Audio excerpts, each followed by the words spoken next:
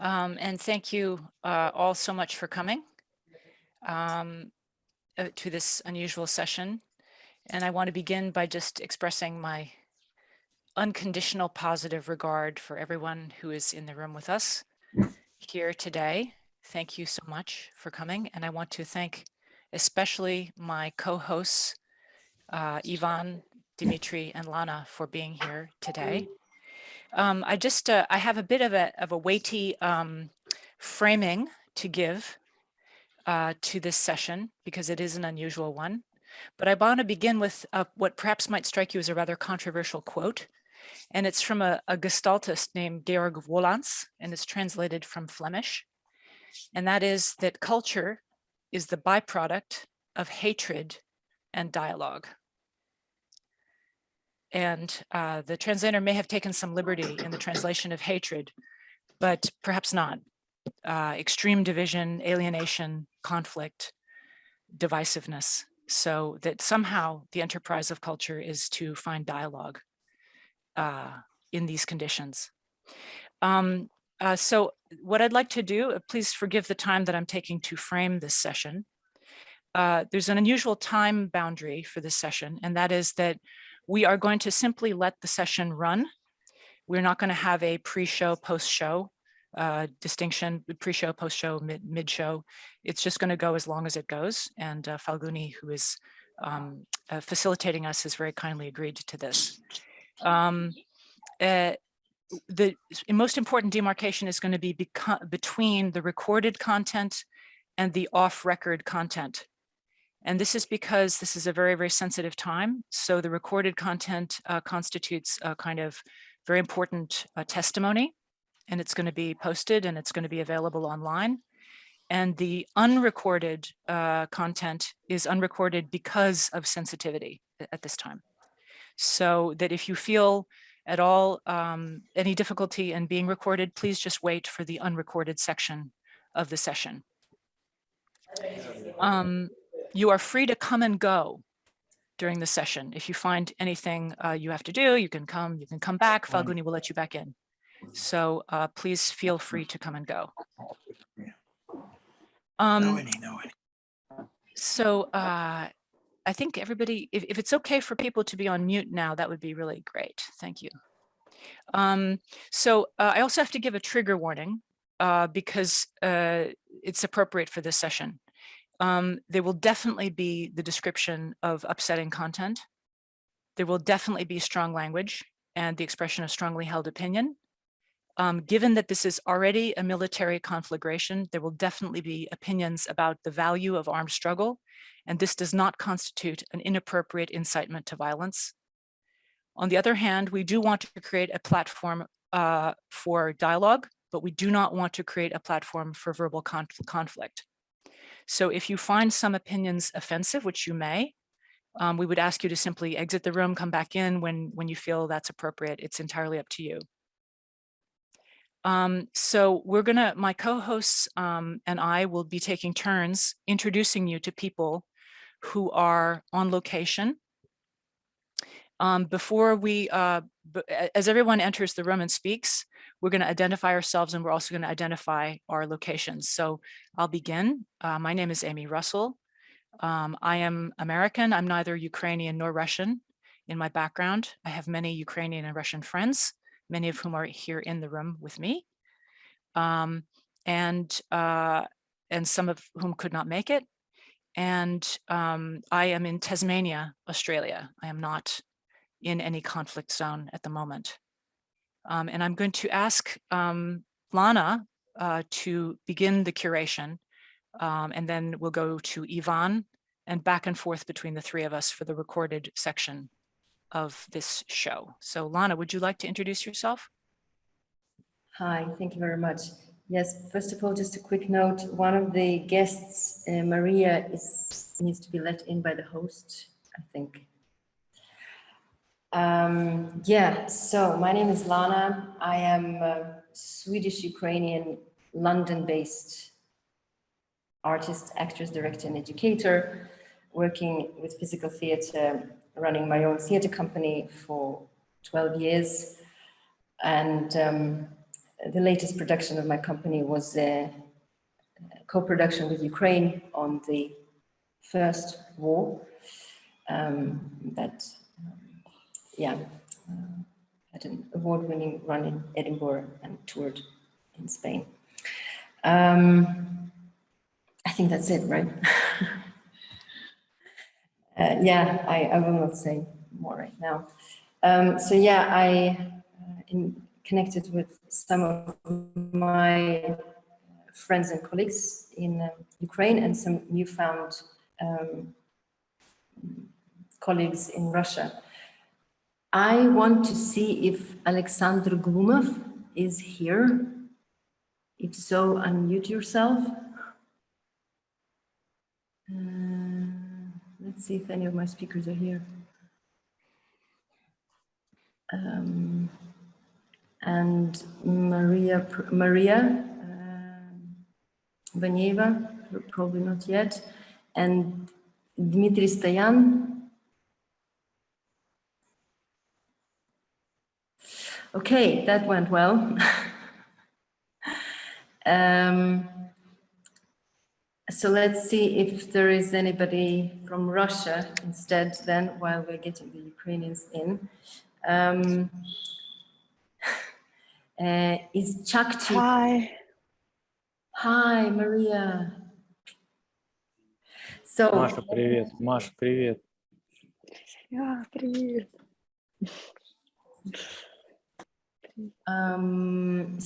Okay, let me introduce. Maria is an actress in Kharkiv at the Pushkin Theater, actually of Russian drama, so actually in Russian language in Kharkiv, as well as a teacher at the Kotlярevsky Drama University.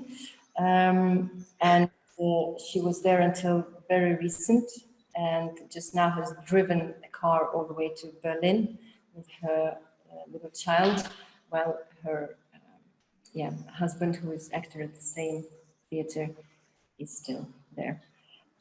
So, dear Maria, I think either if there is something you want to say right away, or just what has been your, I don't know, experience in Kharkiv, I suppose.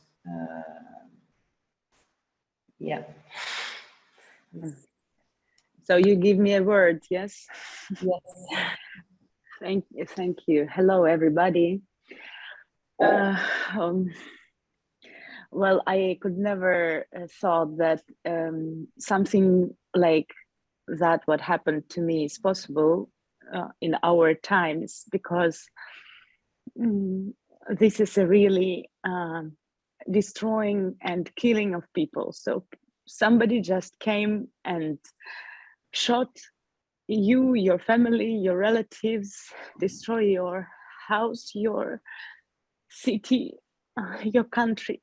And what surprised me the most is the possibility of people to say to all the world that it is not true, that all this nightmare is fantasy of somebody, of these people who are damaged. So this lie is what anger me the most. I had to quit everything I was building 34 years. My mother left in Kharkiv because she couldn't find her efforts to start a new life. So she said, I will be here till the end.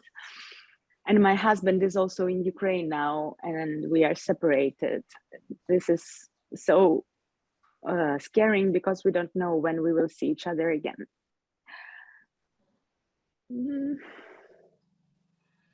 This is hard.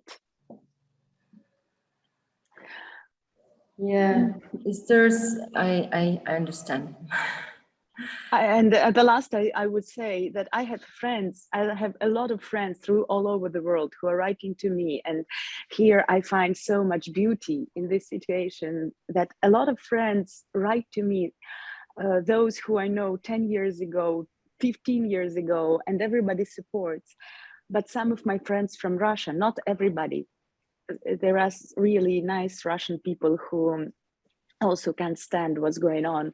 But some my friends write to me that I'm liar, that I show something that is not true. And one guy wrote to me that came into my heart. I hope, he says, that when you come to Germany, since I'm escaped, now I'm in Germany, I hope that when you come to Germany, you will know, you will realize that you are wrong, that nothing is happening. And that is amazing. Is there something you can share about like any moment in Kharkiv of like your reality, your everyday thing of 6 days I was living and I was hearing bombs very near to my house. I can send you the video from my window, and I was going through my apartment and doing like this because I heard bombs, and we were ready each time to go to the basement. All our stuff was in the hall, and we were sleeping very bad because we were always listening to the sounds outside. The house 2 minutes from me doesn't have mirrors or windows already. And actually all my life, all my center, all places where I was are damaged, destroyed, ruined totally. There is nothing else. There's nothing left. My beautiful city, I was proud of it so much. It doesn't exist anymore. That's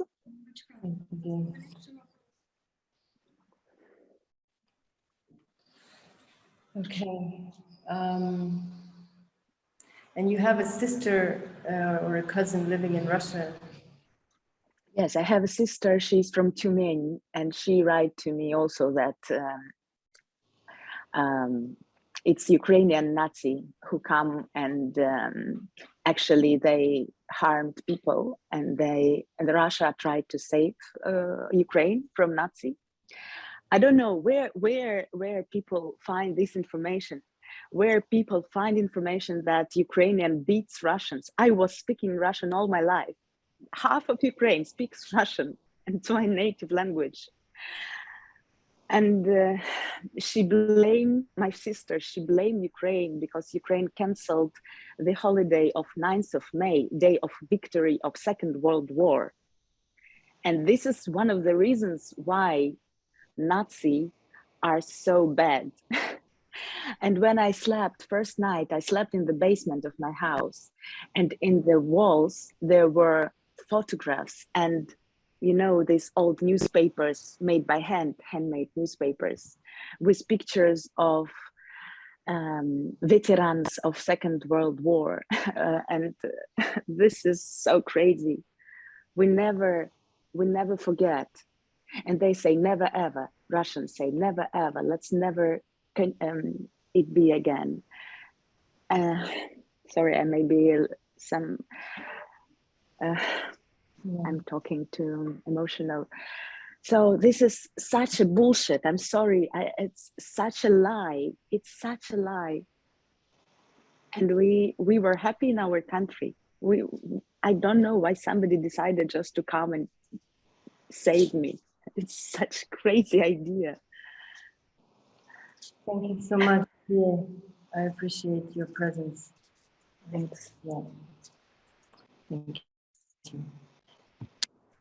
Okay, just to let you know, guys, I have never done this before. I've never interviewed people publicly, and there are so many guests that I brought. I'm not sure how to do this and how to do this right, so I just apologize if I'm being funny sometimes.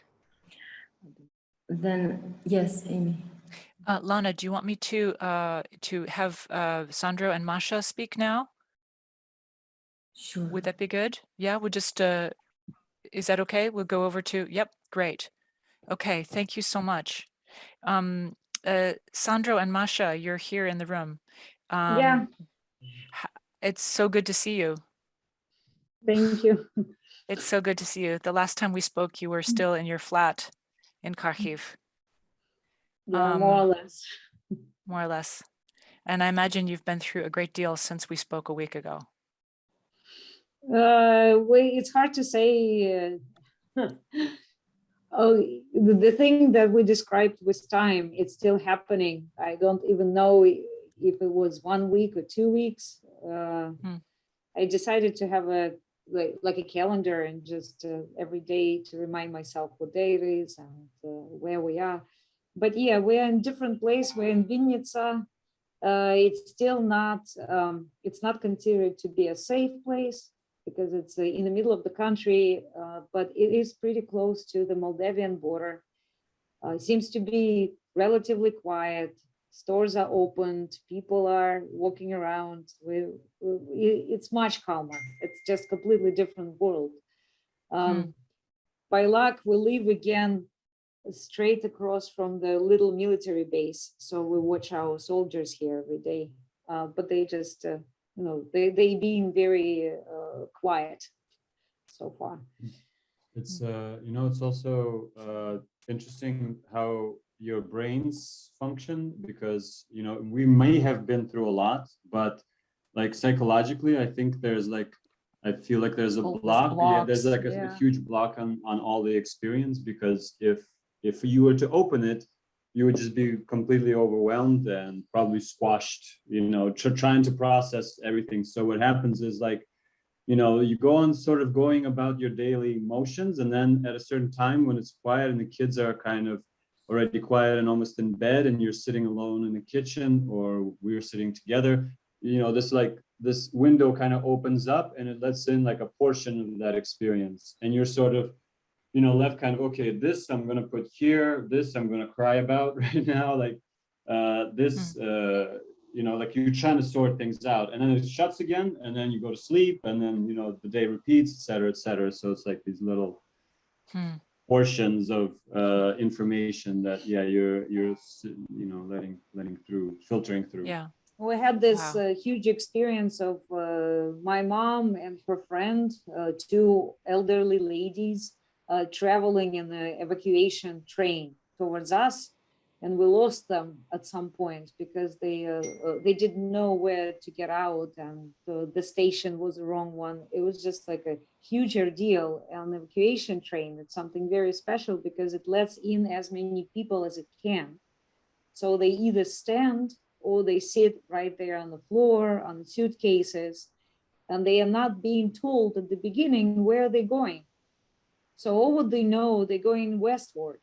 And then I guess the mechanic of the train or whatever, they decide on the way how to put this train through the country so it's the safest route.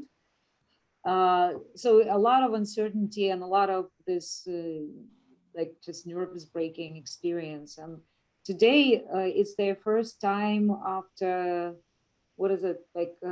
12 days of bombing nonstop. And today I just spoke to my mom. They're just crying. They're just sitting in the room of the hotel and they crying nonstop. And she says it's probably not gonna stop till the evening. It's finally getting out. And she hasn't cried until the last day, I guess. She hasn't cried there. They were holding the energy. Right now it's all pouring. So yeah, that's an update. Yeah, that's what's happening to us. My God, I imagine you're very, very, very focused in the time that you're not that you've apportioned for your thought life as opposed to feeling emotions, to focusing on things you have to do, strategy and so forth. Very focused. Yeah. Yeah, that's what I feel. Yeah, I feel like that's what kind of keeps you. I don't know, because we're like nowhere. Yeah, the phrase that arrived this week is like "Welcome to nowhere." You sort of know who you are, but you have no idea where you are. You just know, and then so you're just like my mind frames like switching to logistics, figuring out how to get Masha's parents and her friend from Kharkiv, solving this issue. Okay, this issue is solved. They're in a hotel. Next thing, we have to get them over the border to Germany. we have to find out where, which trains are going where, which buses are going where, what organizations are taking people from the border to the, and so when you're like in that flow, you can function because like you have a structure to your day. You're going from point A to point B. But really, like, if you're like just to see, to look down a little bit, you realize there's nothing under your feet probably. I can't say during these days I have this image. Do you remember? Maybe we did this exercise when one person would pull from, like, there are two lines of the people standing on one side and another side, and then one person runs to the line on the opposite side, takes the hand, and takes this person with him, and then they create the chain of people who are pulling each other on another side. So this is what we do right now on an everyday basis. Like, we wake up and Sandro does logistics for us, but my thoughts constantly are, okay, who's the next one to take by the hand and pull here? Yeah, because we have a friend in Kharkiv who's like pregnant. She's due ready. this She's week. due this week, and she's still in Kharkiv, and we have to get her from Kharkiv somewhere. She's probably going to have a cesarean and blah blah blah, and like, so we're trying to solve this. It's like, so we constantly forget about ourselves, about our kids, about where we are, about like how to eat or to do anything, because this motions of taking other people is I mean, it's a big city and we've been quite connected there, so it's a lot of people. So that's how do you, this is an amazing image that I think I think I've called it that game, Red Rover, and then you call a name and they how do you delimit the people that you're going to call? I mean, if so many friends, so many family members, I mean, how do you figure out who to focus on? I would imagine getting really fragmented in my focus. Well, the fragmentation is definitely what happens a lot. I guess like tonight, I had this strange experience when I woke up at night and I knew that the bombing is not happening, but I can hear that the bombing is happening somewhere, like on a body level. And then I learned that exactly at that time, our city was bombed again, really heavily. And then somebody comes in my mind. Like today I woke up with this particular girl. She's a dancer. She's a really good dancer, and we danced together for this last 2 years of COVID. We had our underground dancing rehearsals happening every week. And I remembered about her, first of all, and I started to write her, and I learned that she's still there and she doesn't know where to go to give birth to a baby. That became a focus, but I didn't plan it. It just happened. And then it takes my whole attention. And then somebody writes me, and then my attention goes there. And obviously, the people who suffer the most are the kids, who they don't get our attention much. Yeah. But it's like, do you want to say hello? Just for a second. Come on. Okay, there. Too shy. Where will show you? Hi. Oh, amazing. And we can hear your dog barking. Do you still have your friend's son? Yeah. He's still with you? Yeah. For those that don't know, we traveled from Kharkiv in our car, completely packed with 2 families, and we're still living together here in a small apartment because we can't say goodbye, because we were like fused over this 2-week period into one person almost in the field. Yeah, we're one field of energy. Sorry, Amy, go ahead. That's amazing.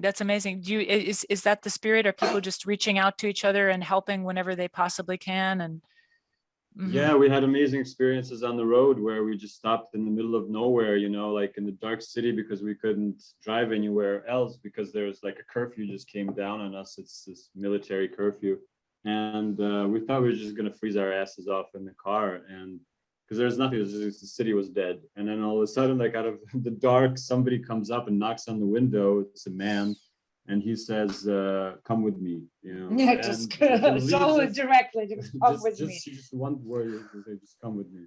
And he leads us into this basement. He has a restaurant there, and he just puts everybody up on the couches, gives us blankets and water and an electric teapot, and basically so it's like that kind of thing where the angels are working overtime probably, and people are really open right now, just to trying to support each other, and stay calm under the circumstances. We slept with kids in the school.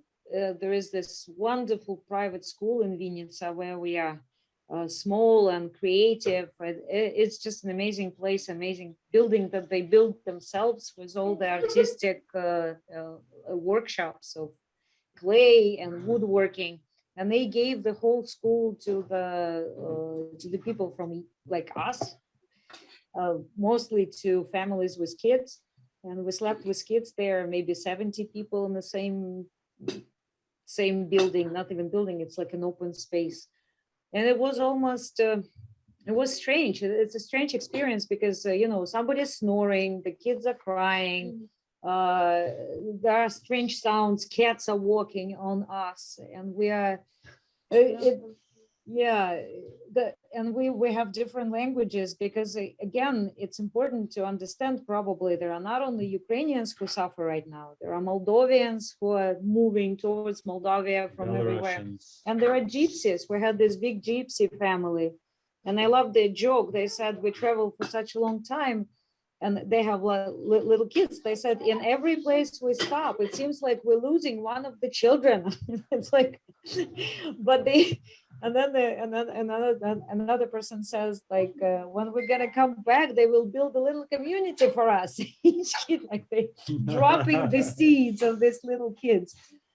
But the friendliness and it's like you can expect the really tense atmosphere, like really when people are fighting for shower because 70 people, one shower, or 2 bathrooms. It's difficult, but I would say that everybody try to stay as calm, like it's a safe place. It's amazing. Like was a very interesting experience. And my kids first, they cried and they said, like, do you really want us to sleep here? You want us to stay here?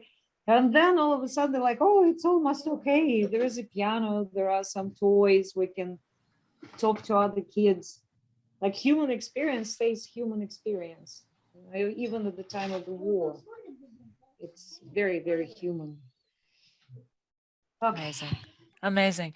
Are you able to follow news? I mean, are you getting international news and digest? Is there anything, I know this, I asked you this the last time, but is there anything that the news is missing? Is there anything you want people to understand that is not being picked up?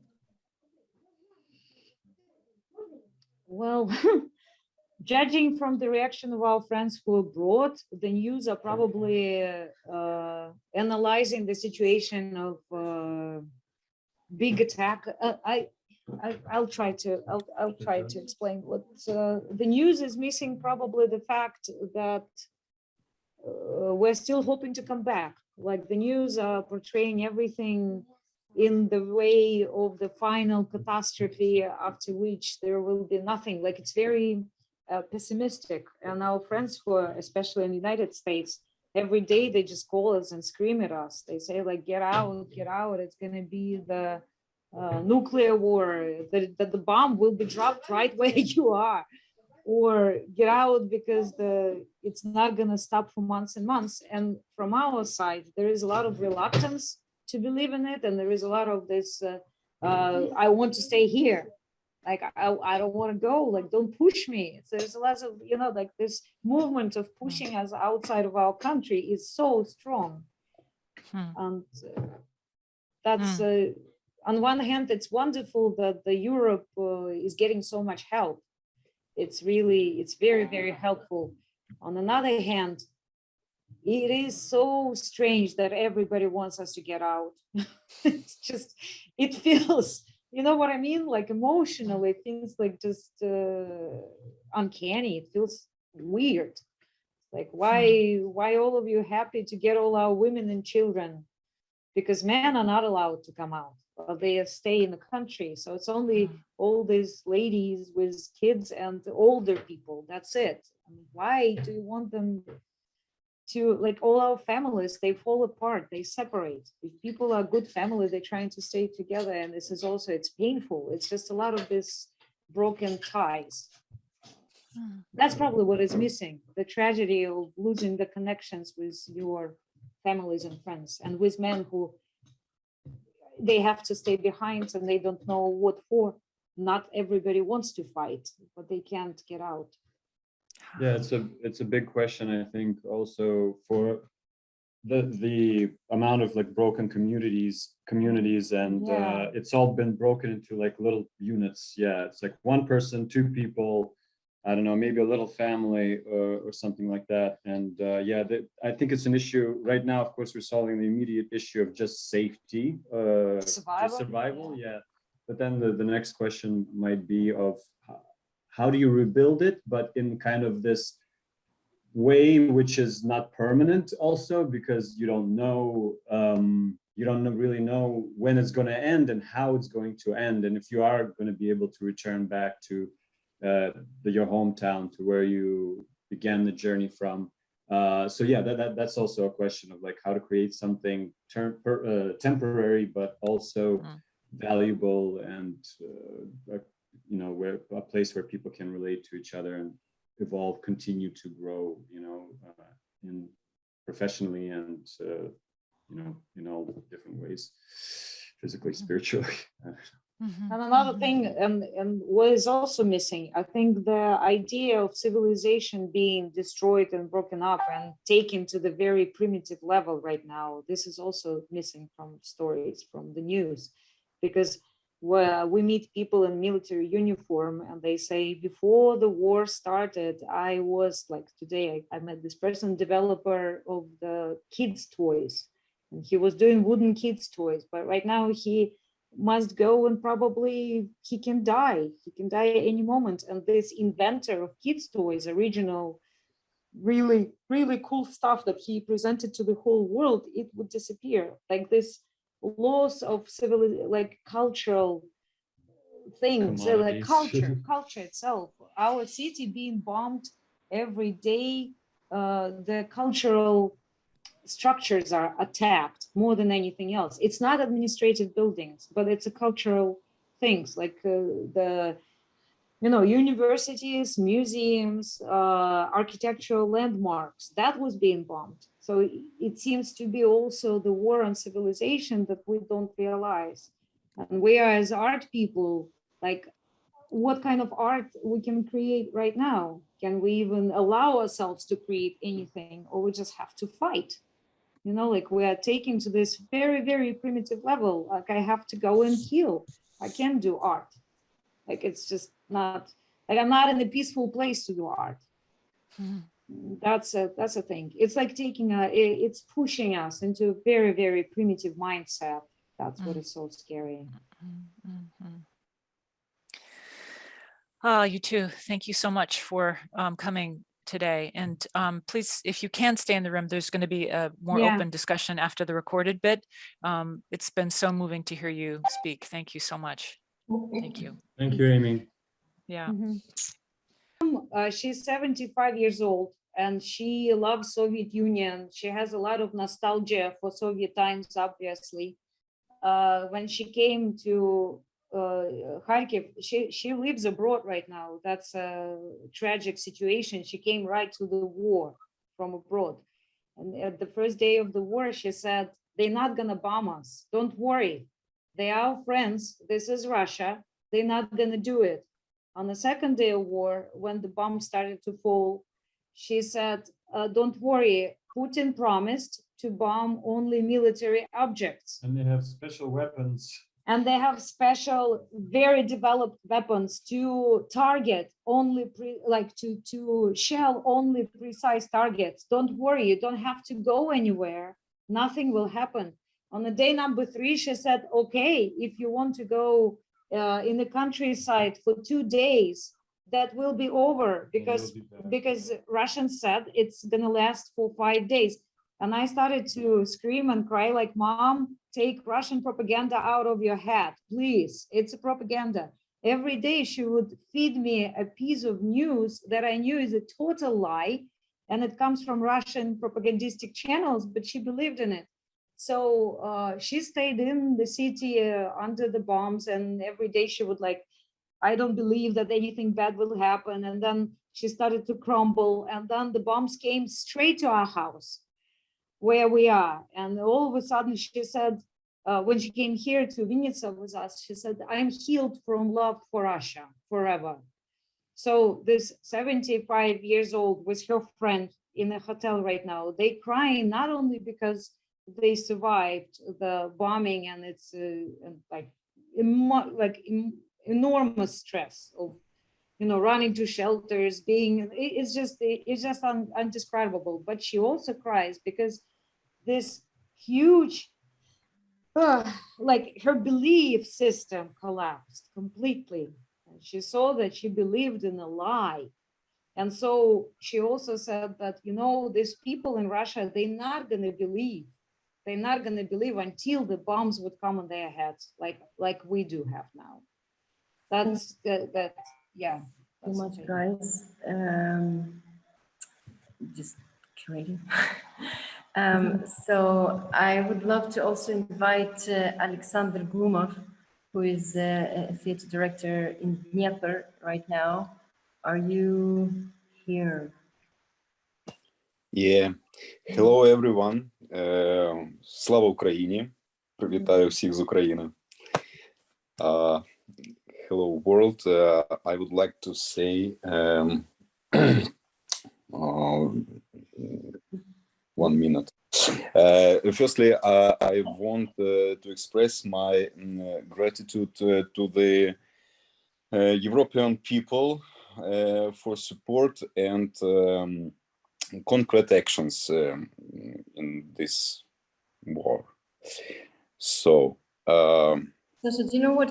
Do you mind saying first how has the reality scene looked like for your theater? What has in my theater, okay. Been? Now, in my city now is very quiet. Several times a day, an air raid alarm, but people are looking for a safe zone. It's normal for us now. In theater, we make our theater has become a volunteer headquarters. We receive help from residents and organizations. Then we send everything to the needs of the war. The creative team make video in support of civilians. Yesterday was Taras Shevchenko's birthday. He is a famous Ukrainian poet who became a symbol of the struggle of the independence of Ukraine and anti-Russian propaganda. We made 8 short films where actions read Ukrainian poetry. And now we work every day. You have been receiving like refugees or what at your theater? I saw videos of and supplies in your theater, no? Еще раз, encore fois. Что вы принимали людей в театре или еду? Yes, yesterday, no. Some times ago, we get some families from Kharkiv, and we search a place for как-то расположение, чтобы они спали. Убежище.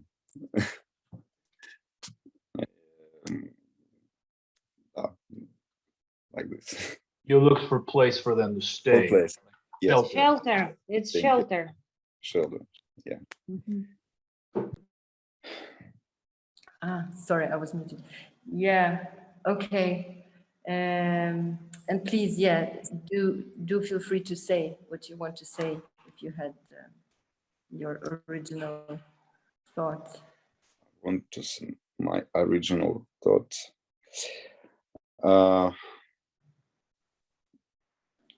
It's very difficult to say about it because every day our children died. A lot of people in Russia, in Ukrainian's family. I stay there in Ukraine, in my city Dnipro, and my city prepare for enemy attack. All shops has баррикады. Я не знаю, как это сказать. I don't know. Barriers. Barriers. Barricades. Yeah. They're barricades. They're basically Bar- putting up barricades. sandbags. Everywhere. Barricades.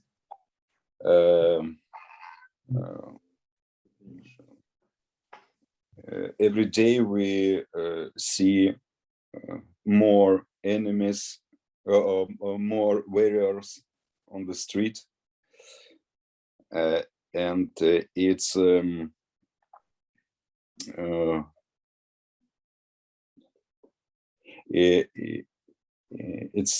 our hopes that in city all will be okay, something like this.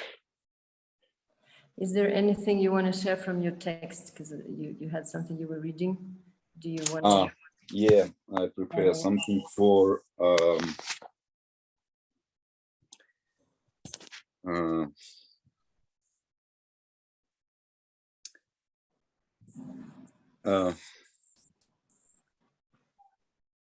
now my people are fighting for our identity and freedom. We realize that we are partly responsible for that happens. What happens? 8 years ago, we took a very serious step in the struggle and independence. We are victims. In the moment of weakness, our neighbor captured several territories. It was mean. Everyone know it was an occupation, and all Russian people were silent. And that is what makes us different. Ukrainians are not slaves. For many decades, the Russian peace on Russian world,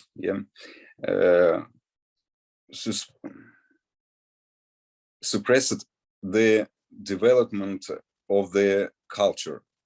But now we are united. Now we are strong. Everywhere, everyone has a hard task by the President Putin. Demilitarization to make us weak, and denazification to deprive us of nation and unity.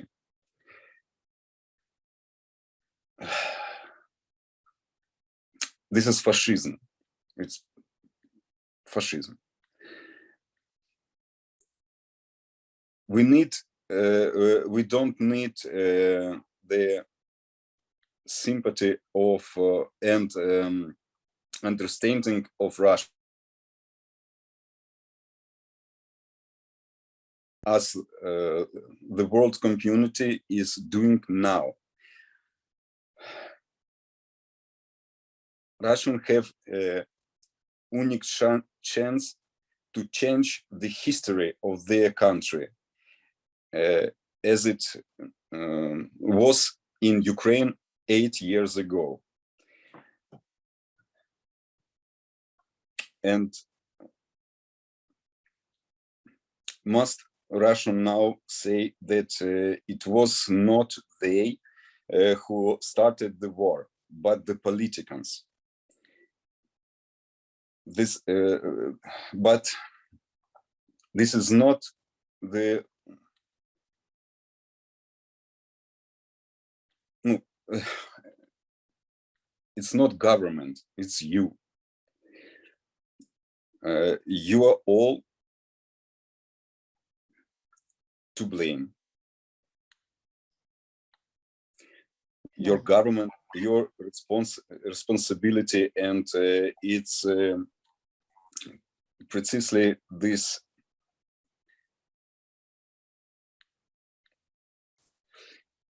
Okay. Саш, если тяжело, мы можем перевести. Если что-то тяжело сказать. I have the text. I can Okay. read it if you want.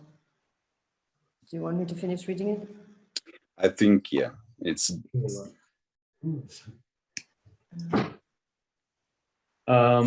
Я хочу сказать просто на русском. Вставай, страна огромная, вставай на смертный бой. Сейчас у вас есть шанс. И есть шанс у нас. So he's saying, stand up country of Russia from a song.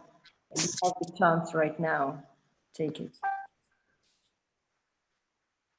Yeah, I think what Sasha said and what the girl from Alisa said and what Masha said about Kharkiv being a Russian city, and that it's really not a war against Ukraine, but it's like a war on just people.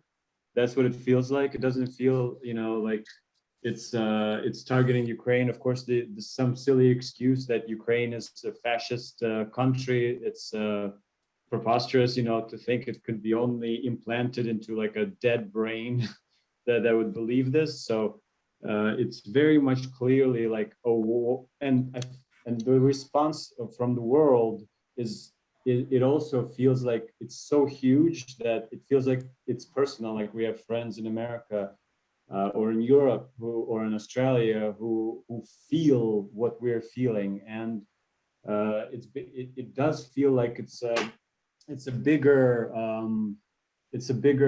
spectrum than just Russia versus Ukraine. It's like it is a war on kind of on humanity as a whole, and so I think what Sasha is saying, like uprise, it's like it's a call to action from for anybody who stands for any kind of human values, and this is what it feels like palpably right now. I don't know, we're very close to the epicenter, so maybe I'm exaggerating, but it does feel like it's on this other level already. It's not on a national level, it's like on a global scale, and we're very afraid of what the repercussions could be, because it is a nuclear power, and we don't know how far it's going to go, because a person who starts a war of this proportion is already kind of beyond the realm of reason. Like, okay, whatever he did to Georgia, it was a small thing. Whatever he did on the eastern of Ukraine, okay, they stopped. But right now, trying to swallow this cow, of a country, it's already an insane decision. It's like not a rational thinking pattern that he could possibly do this. So the question is, if he made this decision, how far is he going to take it? And and basically, how much time do we have to stop this thing, and how do we stop it? Yeah, and probably just to add, because there were a number of Ukrainian artists, directors, actors, and who did not agree to come to this meeting, who said it is inappropriate to sort of at the current quiet, to speak to the aggressor. Many spoke in strong language. And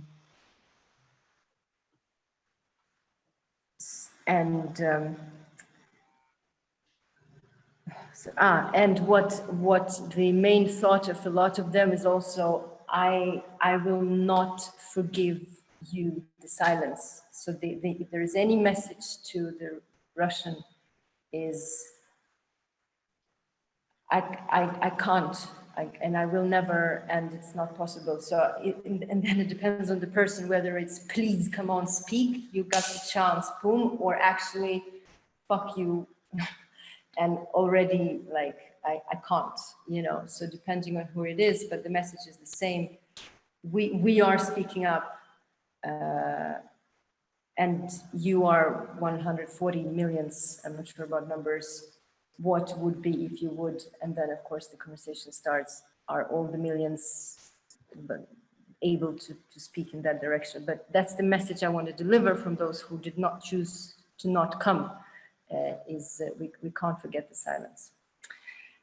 And I would like to invite my last guest who's in the room, which is a Russian... Excuse me, Lana. 1 minute. In this room, I see my friend from Paris, Bertrand Normand. He worked in Russia and in Ukraine. I think he can say something because he worked with us in Ukrainian and with Russian. I think it will be very interesting, really.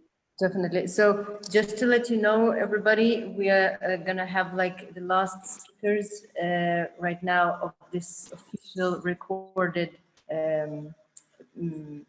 part. And then we will also, maybe this is something, Amy, you will want to say, but I'm just, yeah. Yeah, I'll just Bertrand, that would be great if you would speak, and then your other guest, Lana, and then Ivan, we want to play your video. So yeah, let's. As I said, there's not going to be a cutoff for the recorded bit. It's important that we get these testimonies. Hello. Okay. Yeah, hello. Yes, my name is Bertrand. I'm a filmmaker from Paris, and for years I've traveled in Russia and in Ukraine, and I've made documentary films in these countries. I've spent a lot of time in both, and I know a lot of people. I've got friends in both countries.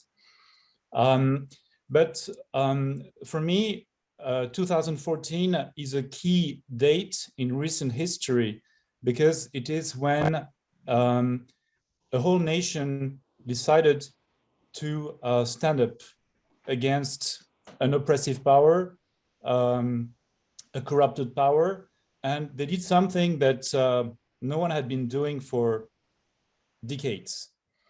I became extremely interested in what the Ukrainian people were doing, and from that time on, I spent a lot of time there.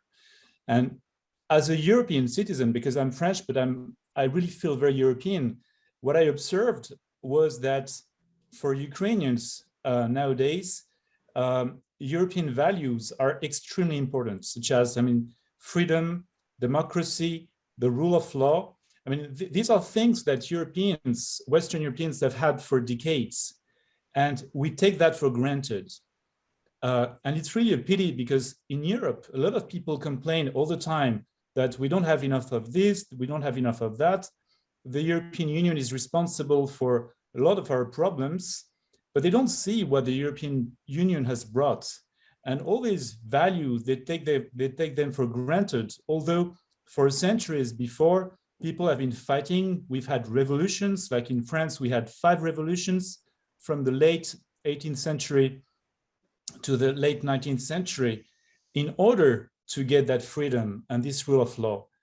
And now we see that a country is fighting for this and is fighting against a huge strength from its neighbor to prevent it from getting that. So I think that what is at stake right now is extremely important for Europe and for the world, because if we let Ukraine lose, I don't think they will lose because they're very strong, but it will be a catastrophe for the world because it will mean that democracy is weak. And we see a whole country which is extremely brave and which is fighting for these values, and we have to support that. And I think that for Europeans, it should be extremely somehow refreshing to see some people who do not take these values for granted, but who fight for them. It is an example for now, and I really want this to help Europeans open their eyes, because what is at stake is not, I mean, of course, I mean, it's a whole nation, Ukraine, but it's also the whole of Europe and it's the world. Thank you, dear Bertrand. It's extremely helpful to have an, outside eye who has been engaged in both sides, and as well the European awareness. I would love to also now give the word to the last of my guests. And actually, that's the interesting part, that all of the Russian-speaking artists today are all coming from Bertrand. He was the one who put me in touch with them. I knew nobody, and when I asked Ukrainians, they didn't give me any, they didn't have any, I don't know. But Bertrand, thank you. It's the chain from you. So that's how the world is connected. Anastasia Postnikova, who is a musician from Moscow. Are you in the room? Anastasia Postnikova, are you around? Let's see, maybe not. Okay, so Amy, maybe you wanna, I will check, you maybe wanna move on. Falguni, do you want to play, Ivan, do you want to speak first before Falguni plays your recording? Yeah, I can. So yeah, I'm Ivan Don. I am half Ukrainian and half Vietnamese, born in Kiev, and I'm an actor. I studied acting in Kiev, but I work internationally. I live in Berlin. But my family is now in Ukraine, brothers and my mother and grandmother. So yeah, I actually invited somebody, an actress from Kiev, but because of the situation there is hectic, as everybody knows, she can't come. So I decided just to sort of assemble together a number of videos, which you might not see on the news internationally, and maybe comment a little bit on those videos. Роддом.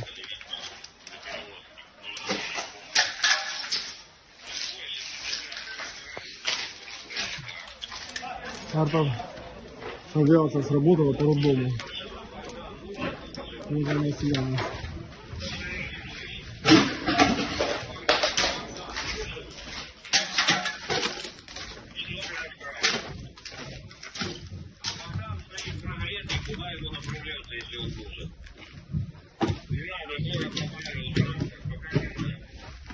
Люди есть тут?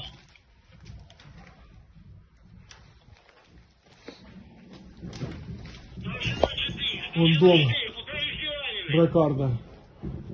Горит все.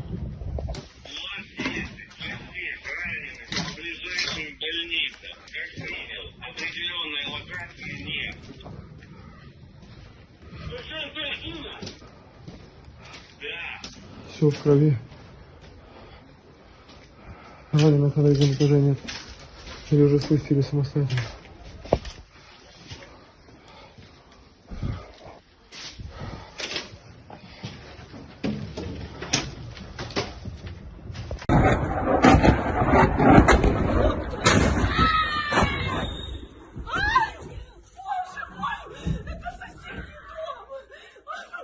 They're shooting at it for no reason. I think there's no one in there anymore. Of course there's no one in there, they left it in the very beginning. They're now in the... Fuck. Kola, what the fuck?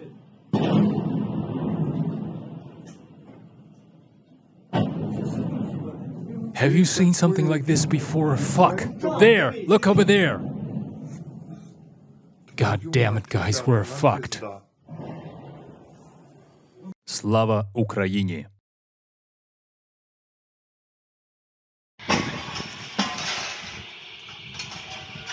That's from the impact, you see?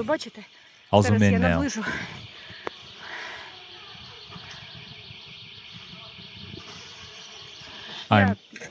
I'm a civil journalist. I've never thought that this could be possible in my city. In any city, actually.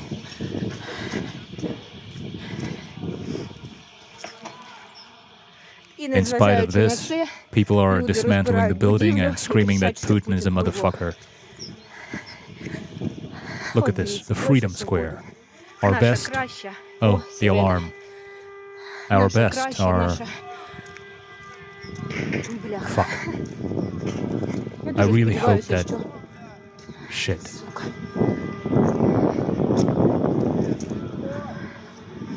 Look, I'll go and hide in the metro now. Slava Ukraini.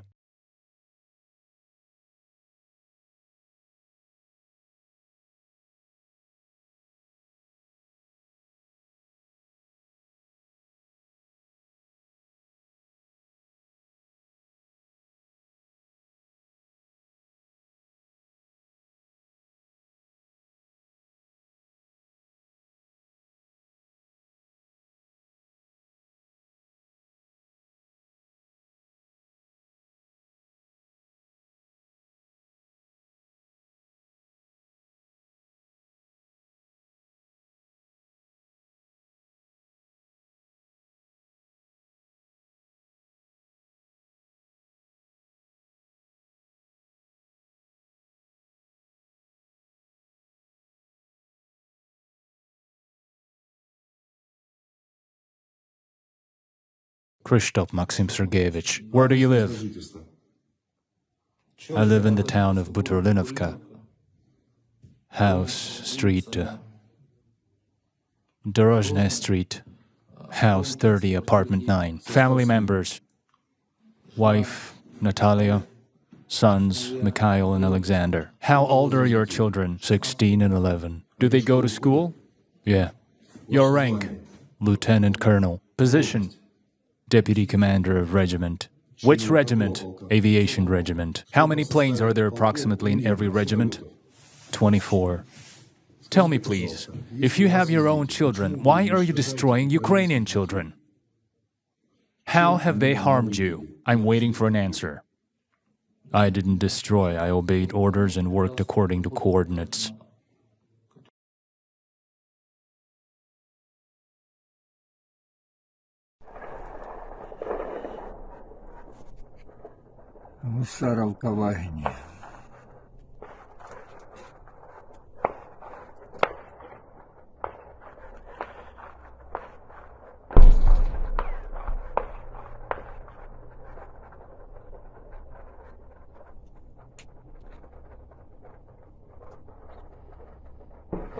Сколько оно будет еще длиться?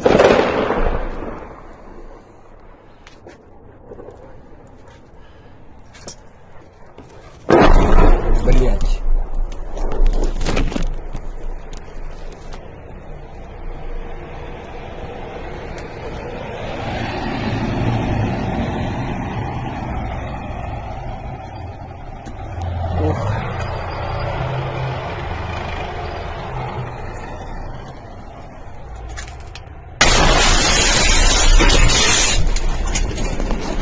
So this is your chance to say anything you want to say to the entire room. There's 71 people in the room.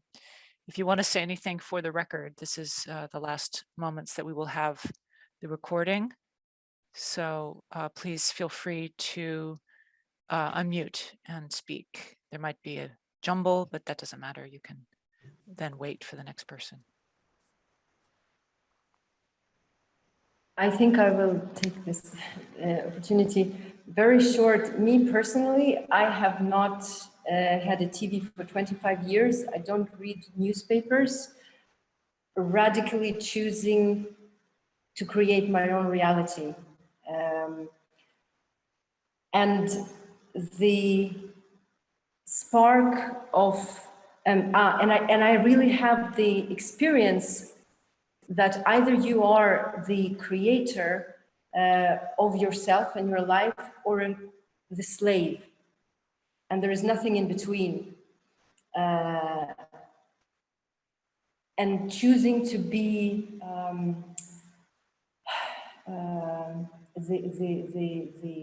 a creator and ruler of yourself. This is the spark that now that I did connect to this situation in the world on an energetic level, from connecting to the different people, basically, what I could feel is that I was recognizing the spark of authority, is that the word? Like sovereignty, and the spark of taking ownership in the vibration of Ukrainians. I guess this is, what I feel in general. And what I have a sister as well in Moscow, and did not feel that same spark in a way, I guess, maybe. So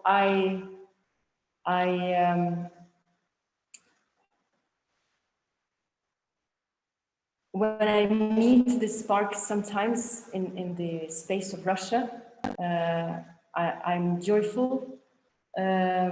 And yet that's the big difference for me in the vibration. And I wonder what can happen to a space and people who do not have the passion for life and ownership. And I also believe that it is, in my experience, up to me to create it for myself. And then it spreads around me. So it's really from within, the force of life, and doing everything for it in your own way, in your own space. And I really,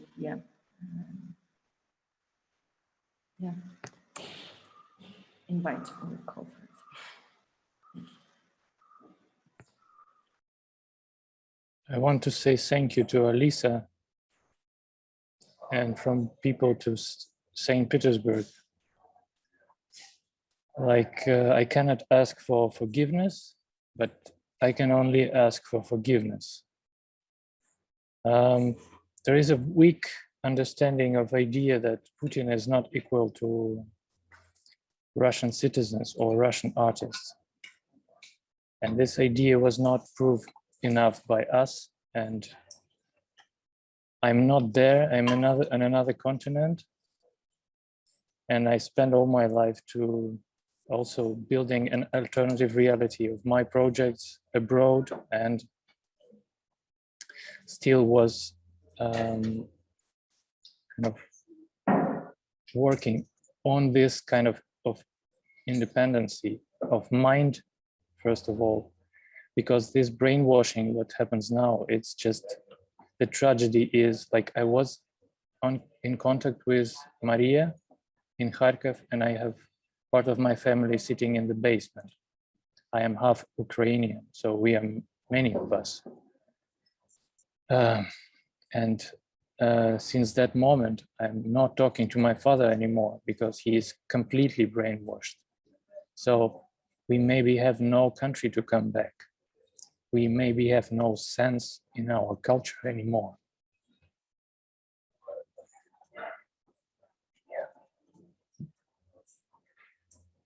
And there is a hope for recovery if,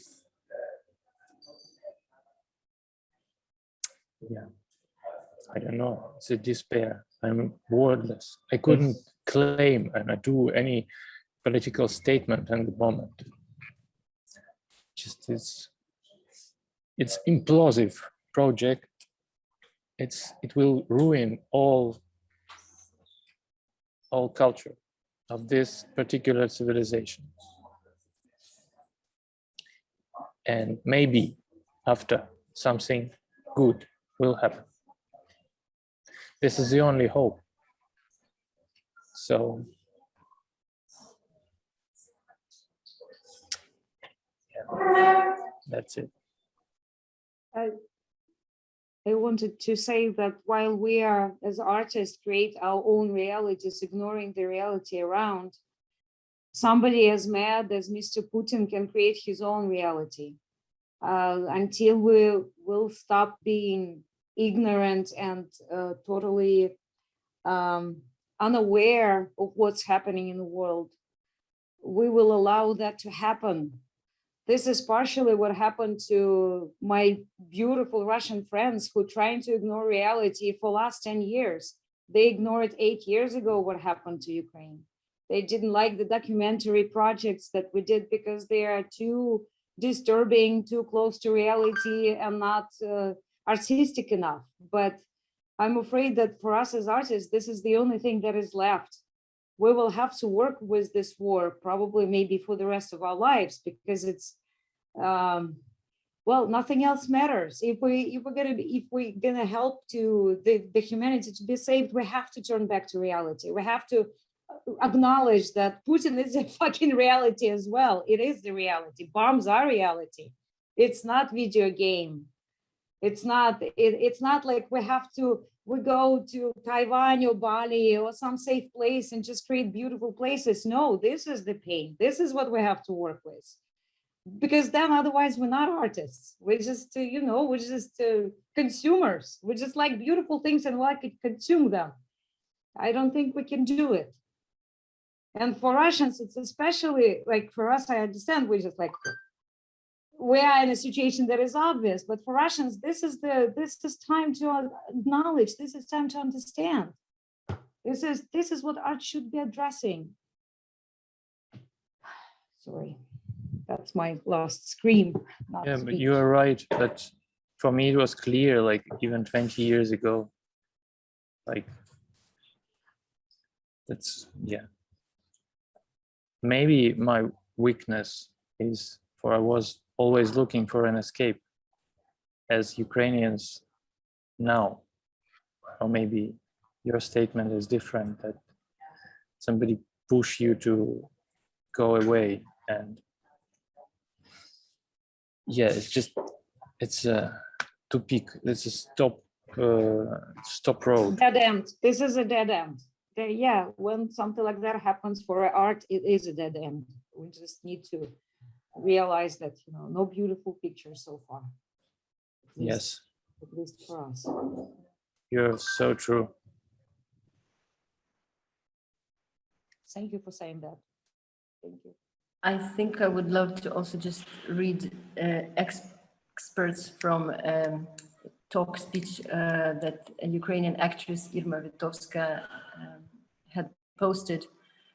We are grateful for those who demonstrate in Russia, but you who are silent, how dare you? If you're scared, it's time to become courageous. The Führer you for some reason fear. You are 140 millions. You got a strong army, officers. Where is your head? Turn the weapons. We will agree. The people will find a way. Glory to Ukraine. And I'd say glory to free Russia.